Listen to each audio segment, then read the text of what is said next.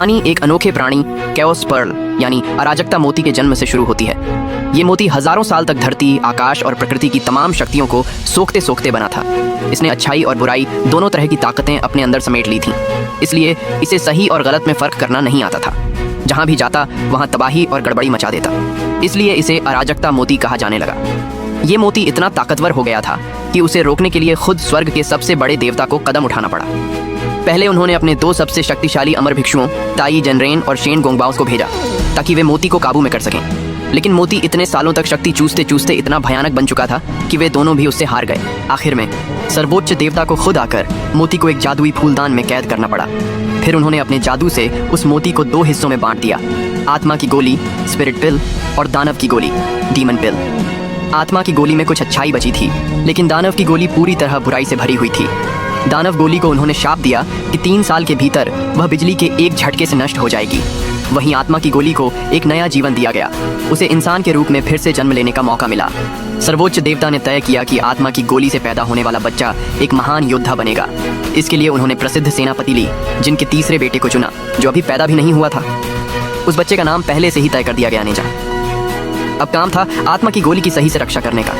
इसके लिए देवता ने जादुई कमल का फूल अमर भिक्षु ताई को सौंपा और आदेश दिया कि वह इस कमल में आत्मा की गोली को संभाले और सही समय पर उसे ली जिनके बेटे में प्रविष्ट कराए। देवता ने यह वादा भी किया कि अगर ताई इस जिम्मेदारी को निभाएगा तो उसे स्वर्ग का 12वां अमर देवता बनाया जाएगा। ताई तो बहुत खुश था, लेकिन उसका भाई शेन गोंगबाओ जल भुन रहा था।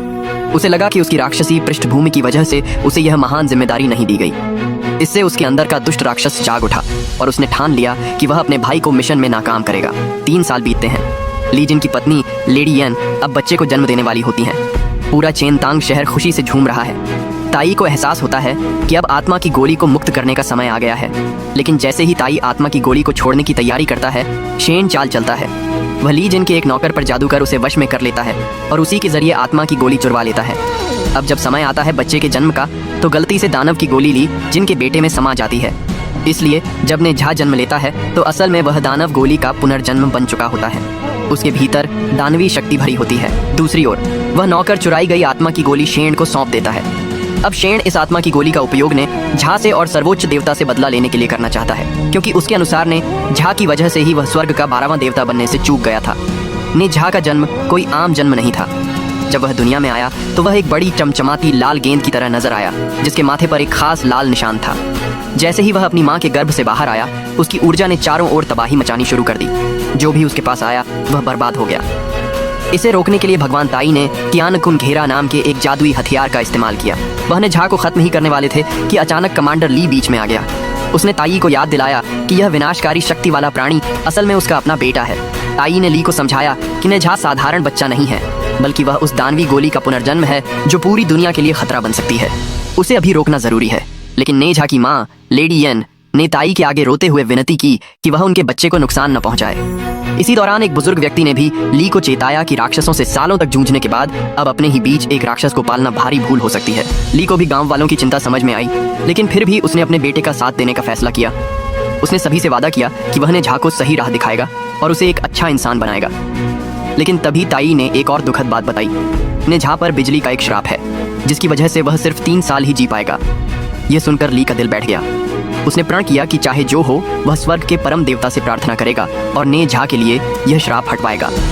उधर दूसरी तरफ शेन गोंगबाओ अपने षड्यंत्र में जुटा था। उसने आत्मा की गोली को समुद्र के ड्रैगन राजा को सौंप दिया।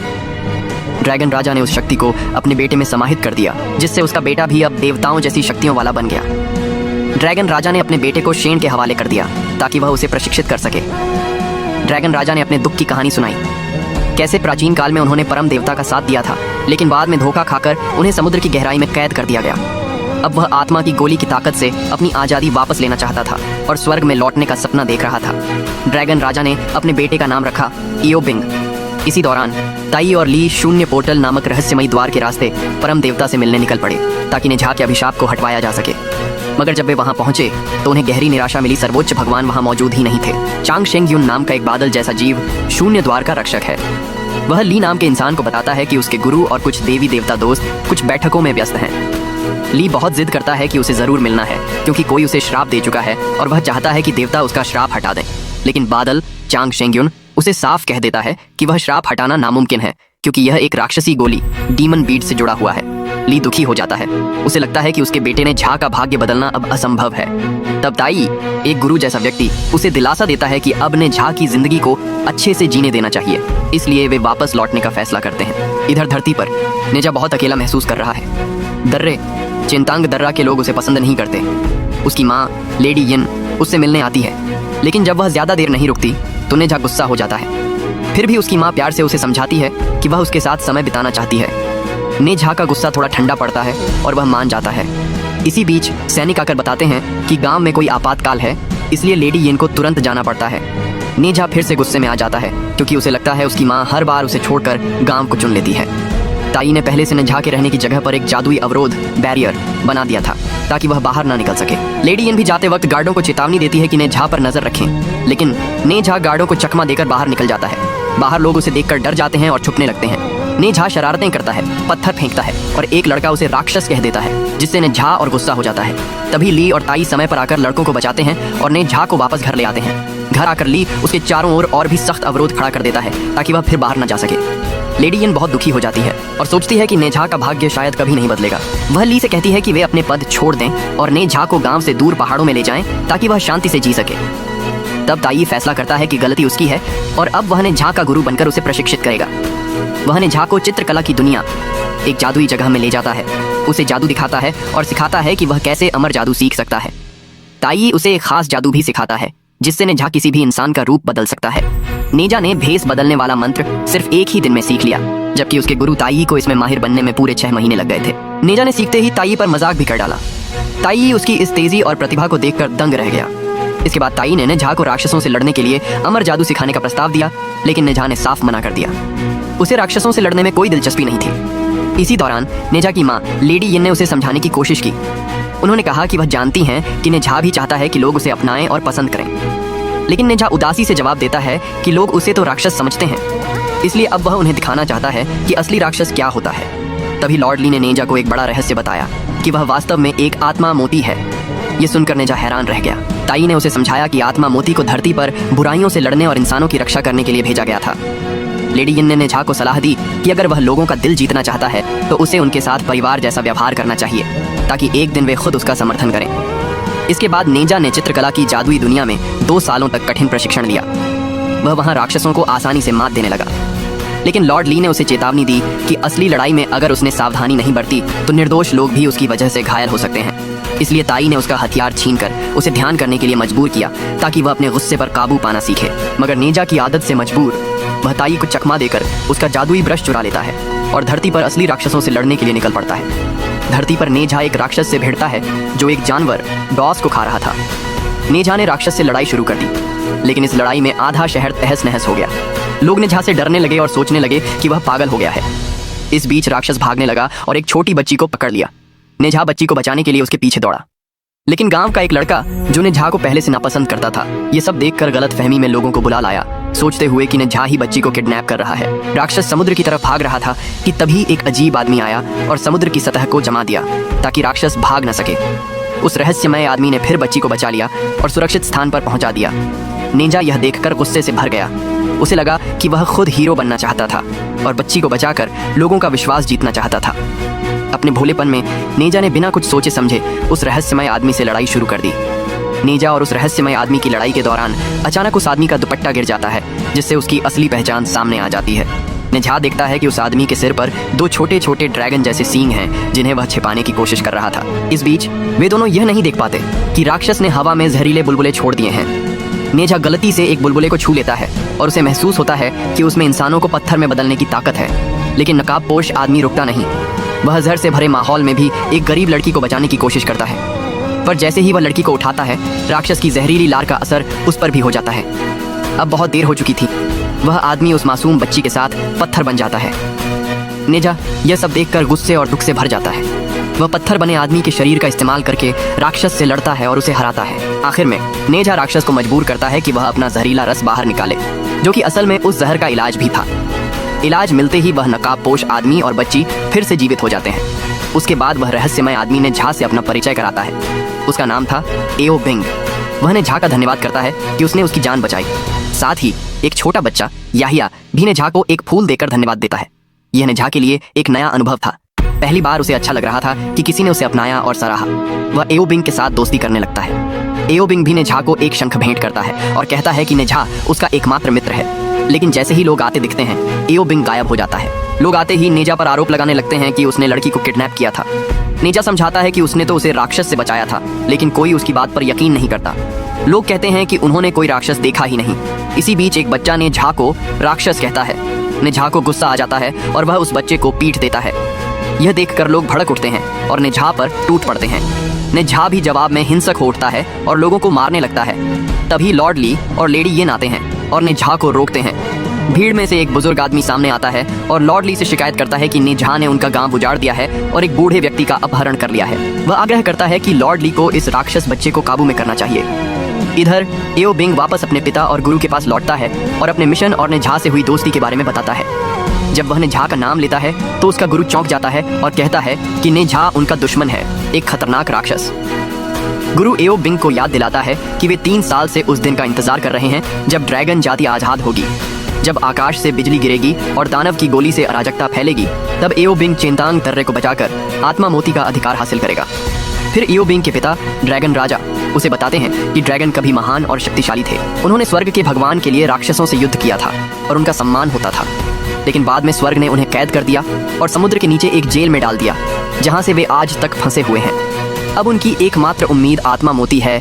अमर शेन एओ बिंग को समझाता है कि अगर वह अपना काम सही से पूरा कर ले तो वह अपने ड्रैगन रूप को छोड़कर स्वर्ग में जगह पा सकता है और अपनी जाति को इस जल नरक से मुक्त कर सकता है। ड्रैगन राजा उसे चेतावनी देते हैं कि वह अपने भाग्य को न भूलें और दोस्ती के नाम पर अपने कर्तव्य से धोखा न करें। इस बीच नेझा अपने कमरे में उदास बैठा है और कई दिनों से खाना नहीं खा रहा है। तभी लेडी येन आती है और उसे बताती है कि उसका जन्मदिन 10 दिन बाद है और चेंतांग दर्रे के लोग उसका जन्मदिन मनाने के लिए आएंगे। ये सुनकर नेझा खुश हो जाता है। लेकिन बाद में लॉर्ड ली ने लेडी येन से पूछा कि उसने झूठ क्यों बोला कि लोग जश्न मनाना चाहते हैं। लेडी येन ने बताया कि लोग चाहते थे कि नेझा को बंद कर दिया जाए। फिर वह भगवान ऐसे कहती है कि वह चाहती है कि नेझा खुश रहे, भले ही इसके लिए उसे झूठ बोलना पड़े। लॉर्ड ली ने कहा कि वह लोगों को मना लेगा ताकि वे नेझा का जन्मदिन मनाएं। नेझा शंख को समुद्र तट पर उड़ाता है और अचानक एओ बिंग प्रकट होता है। नेझा उसे बताता है कि जन्मदिन की पार्टी 10 दिन बाद होगी और वहाँ चेंतांग दर्रे के लोग आएंगे। वह एओ बिंग को पार्टी का नक्शा देता है, लेकिन कहता है कि उसे इस बात से कोई फर्क नहीं पड़ता कि लोग आएं या नहीं। आओ बिंग वादा करता है कि वह नेझा के जन्मदिन पर जरूर आएगा। सभी ड्रैगन एओ बिंग को सुरक्षा कवच देने के लिए अपने सबसे कठोर स्केल देते हैं ताकि वह नेझा के जन्मदिन पर होने वाली लड़ाई के लिए तैयार हो सके। ड्रैगन राजा उसे याद दिलाता है कि ड्रैगन का भविष्य अब उसके ऊपर निर्भर करता है। जब नेझा अपने जन्मदिन की तैयारियों में व्यस्त होता है, तभी शेंगोंग बाओ उसके कमरे में आता है, अपना परिचय देता है और बताता है कि वह नेझा की असली पहचान बताने आया है। शेंगोंग बाओ से सच्चाई जानने के बाद नेझा गुस्से में मंच पर आता है, जो खास उसके जन्मदिन के लिए तैयार किया गया था। ताई जनरेन ने नेझा को एक अग्नियुक्त भाला और अराजक रेशम उपहार के रूप में देता है और कहता है कि यह अब उसका है। फिर वह उसे अपना कीमती स्वर्ण देता है, जो किसी भी चीज में बदल सकता है। नेझा के पिता भगवान ली उसे सुरक्षा कवच देते हैं। नेझा गुस्से में असभ्य व्यवहार करने लगता है और अपने पिता से कहता है कि उसे अब उस पर विश्वास नहीं है। वह राक्षस की गोली के बारे में झूठ बोलने का आरोप लगाता है और कहता है कि अब उसे सब कुछ पता चल गया है। फिर नेझा एक मंत्र पढ़ता है जिससे वह राक्षस में बदल जाता है और लोगों पर हमला करने लगता है। भगवान ली उसे रोकने की कोशिश करते हैं, लेकिन नेझा उन पर हमला कर देता है। ताई ने बताया कि नेझा पर एक राक्षस का साया है और उसे रोकने का एकमात्र तरीका कियान कुन घेरा है। शेन ने कियान कुन घेरा पकड़ लिया और एओ बिंग को अपनी योजना बताई। उसने कहा कि नेझा ताई को खत्म कर देगा और फिर उसके माता पिता उसे कैद कर लेंगे। इससे एक बड़ी आपदा आएगी, लेकिन जब धुआं साफ होगा तो गांव वाले एओ बिंग को नायक मान लेंगे और सर्वोच्च भगवान उसे भगवान बना देंगे। आओ बिंग इस योजना से सहमत नहीं होता और कहता है कि नेझा के माता पिता और ताई निर्दोष हैं और उन्हें बचाना चाहिए। शेन उसे बताता है कि अगर वे बच गए तो वह सर्वोच्च भगवान को अपना झूठ कैसे समझाएगा। शेन अपनी दुख भरी कहानी सुनाता है और कहता है कि उसे हमेशा अस्वीकार किया गया और राक्षस के रूप में देखा गया। आओ बिंग अपने मालिक से विनती करता है कि वह उसे नेझा का कर्ज चुकाने का मौका दे ताकि वह अपने माता पिता और मालिक को बचा सके। शेन अनिच्छा से सहमत हो जाता है और उसे जाने देता है। राक्षस के कब्जे में आए नेझा ने अपने पिता पर हमला किया। आओ बिंग हस्तक्षेप करता है और लॉर्ड ली को बचाता है। वह कियान कुन घेरा ताई को देता है, जिससे ताई राक्षस को फंसा लेता है। नेझा को होश आ जाता है, लेकिन वह गुस्से और भ्रम से जंगल में भाग जाता है। लॉर्ड ली को शक होता है कि एओ बिंग एक ड्रैगन है और जब वह अपना लबादा उतारता है तो उसका असली रूप सामने आ जाता है। लोग हैरान हो जाते हैं क्योंकि उन्हें पता चलता है कि एओ बिंग एक ड्रैगन है। ताई ने आओ बिंग पर निशान देखा और महसूस किया कि वह आत्मा मोती की चोरी से जुड़ा हुआ है।